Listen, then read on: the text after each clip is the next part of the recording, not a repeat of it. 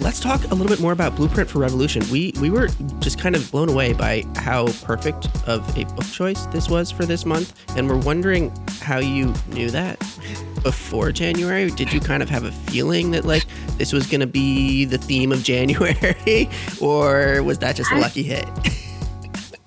I mean, that was the theme that we chose. We were like, we looking for manuals. What is something that any person could pick up and read it and be able to do something? Right. I'm not saying scale even. I think, even within your own community, you could be doing something. You don't have to run for Congress, or you don't have to run for mayor. You can be doing stuff behind the scenes. You know, I'm a behind the scenes person, and so it's like, you can do stuff like that, but like, it's hard to know what to do. And a lot of what we want to do with the book club is arm people with the knowledge. I always say knowledge is power, but only if you do something with that knowledge. Nice. And so we're trying to do that with the book club, is give people this information. And part of our live streams is, we always say, you don't have to read the book to come. We are trying to give you all of the important information of the book, because we know not everybody is a reader. We would like everybody to be readers, but not everybody likes to read, and we get that. Right. But that's one of the beautiful things about what you guys are doing with the book club, is that, not everybody has, even if people are readers, not everybody has the time to read a full book every month. But by getting the book, by leafing through it, reading parts of it, and then listening to the conversation that you guys have that's more in depth, you almost get the full experience of reading an entire book. So it enables people to really engage with these themes and these topics in a deep way, without the same amount of time investment that they would have to do on their own. Granted, it's better if people do read the full book, but they still also have that book to check back on later and have in their back pocket, and they at least have a good understanding of it, so that, if they do want to talk about it in some other conversation down the road, they can always check back to it. So I just want to say that's such a cool thing that you guys are doing with that, by kind of enabling people to engage with these topics, and also pulling them along month to month in a way that they wouldn't be able to do on their own. Right. But also I think it's interesting because as someone who may not read as fast as everybody else, hello, dyslexia, I think it's great because I can decide, okay, well, I want to read Blueprint for a Revolution with you guys, but I may not be reading as fast. So I might come back and watch your episode about Blueprint for a Revolution after you're already on the next book, so that I can feel like I've caught up. But when I feel like I'm ready to check in with your episode, it's still there waiting for me. So even if I miss it live, I can still come back to it later. So I think that's really cool, because with most other like in-person book clubs, it's really, you have to read that like week's chapter, otherwise why are you at the club this week? Yeah, that's interesting. Yeah, and it's interesting that you say that too, because first of all, thank you guys, because that is something that we have tried to do, is make it accessible for as many people as we can. And so it makes me happy that you guys have like noticed that.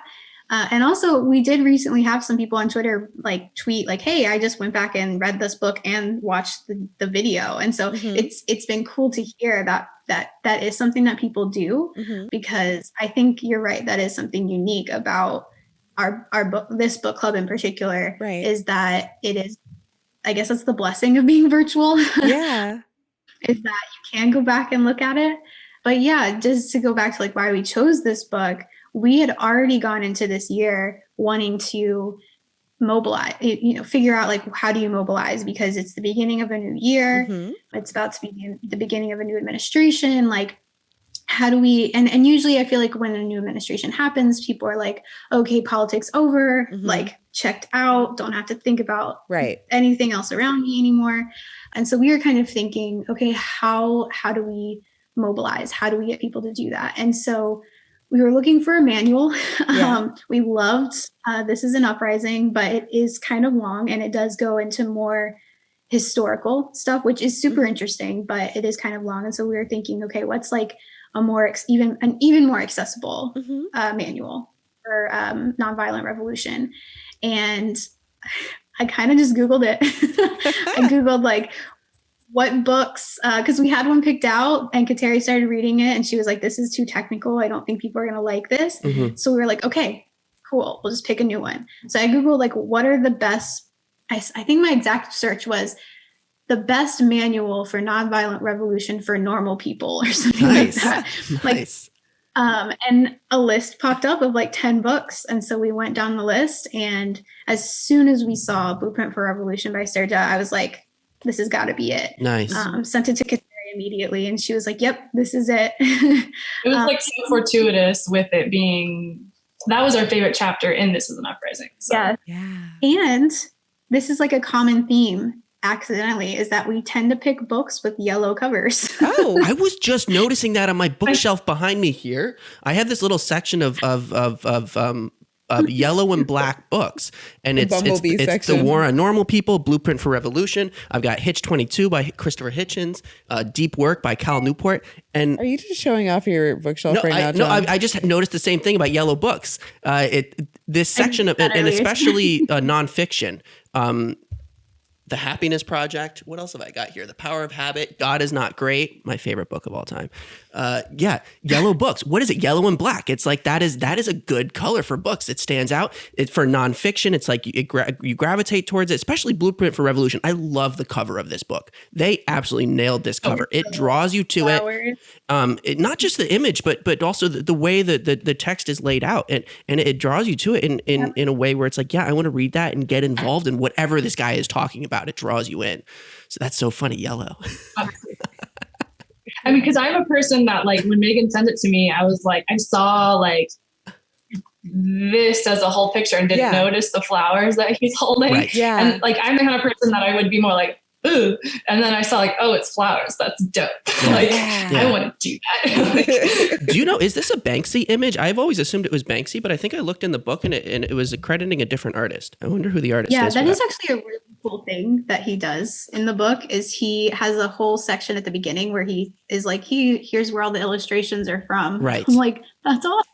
I've never seen that before. Yeah, just making sure the artists get their credits. That's but also, so I mean, good. he has a whole chapter on art, doesn't he? On how, create that kind of creativity can really help to inspire people and bring people together. And, he talks about the graffiti that they started doing it was Belgrade, right? It was the city where they were, where they found it out with Plur.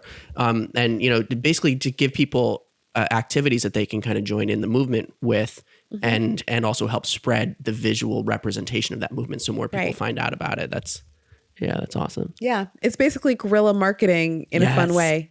Yes. Getting people engaged and curious. It's funny because John and I were having this conversation last night about why Blueprint for a Revolution might be useful to be reading right now, even though we're not necessarily trying to start a full revolution. We're not like trying to overthrow an authoritarian dictator. Well, right the now. funny thing is we're not, but some people are. Yeah, some people absolutely are. Or at least they think they're trying to overthrow an authoritarian government, which is bizarre. It's weird how, like, you're reading this and it's like, are we on the opposite side of the people who are trying to overthrow the government right now? How then do we use what we're learning in this book? Because I think that there's still so much in this book that's applicable in a situation where you don't want to overthrow the government, like you're saying, but you want to find ways to work within it. Right. But also just to get people engaged and get people to put eyes on whatever it is that you're trying to show or listen to whatever it is that you're trying to say, getting people to pay attention. Like, obviously, you have the Black Lives Matter protests that have been happening. You have people who are out here in the streets every day. And yes, protesting is obviously making a difference. It's obviously making some sort of an impact. People are seeing this happening, but it's also getting to the point where it's becoming easier and easier to drown out. And I think that Blueprint for a Revolution really shows great ways that you can get people re-engaged and even get new people engaged in the cause and invigorated and wanting to fight with you and fight for you without having to force them into it or use propaganda in a weird, like, manipulative way. Yeah. It talks about, it's how to inspire people. And that's what's so cool about it. Because at first I'm like, how is this relevant for what we're trying to do here in this country? Because like you said, we're not really trying to overthrow the government, but it really is. It's about how to inspire people and get them motivated and get them engaged with your ideas. So it's just been so fun to read this right now at this time. So we were just like, how did you guys pick such a perfect book? Yeah, I was actually telling Kateri earlier, I was like, we had like one negative comment on a tweet with one of the quotes, and it's something about like inciting people to like revolt and like mass incarceration. And I was kind of, I'm not responding, but I was thinking, I was like, the thing is, I don't admire what they did whatsoever. It was wrong. Who is they specifically? But they had the people who stormed the Capitol. Like, Gotcha. I don't admire what they did. Right. Not admiring it. However, they had all this information.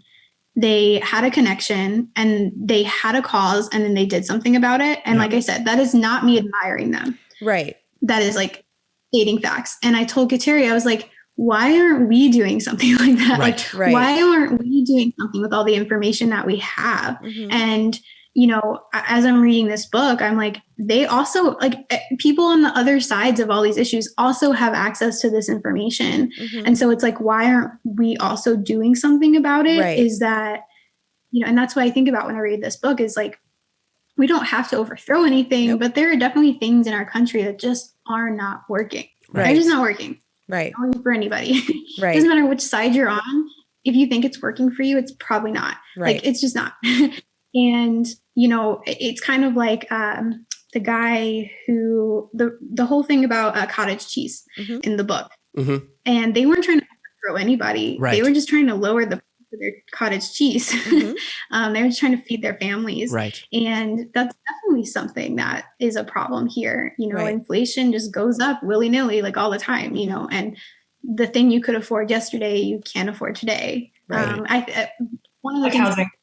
one of the things I was thinking about that is gas prices.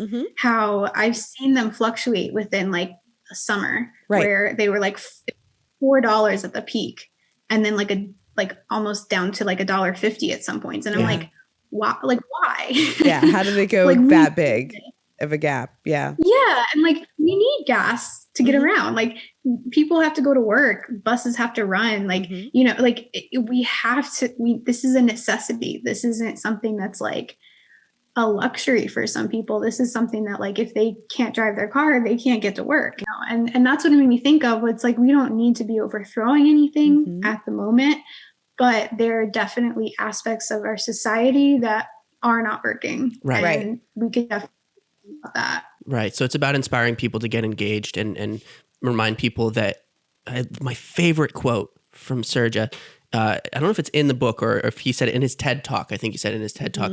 He says, democracy is like love.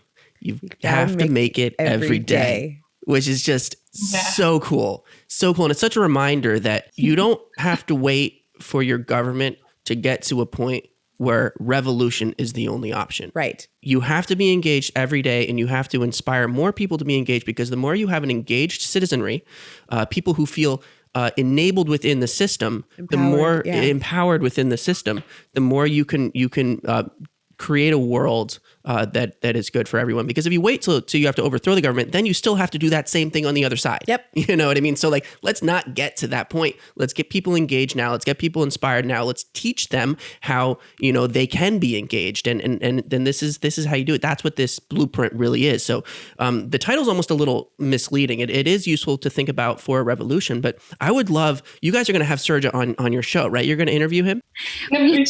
No, I thought that was already booked. I don't know where I saw that. I could have sworn I saw that you guys had already done that. No, he's been very engaged with us.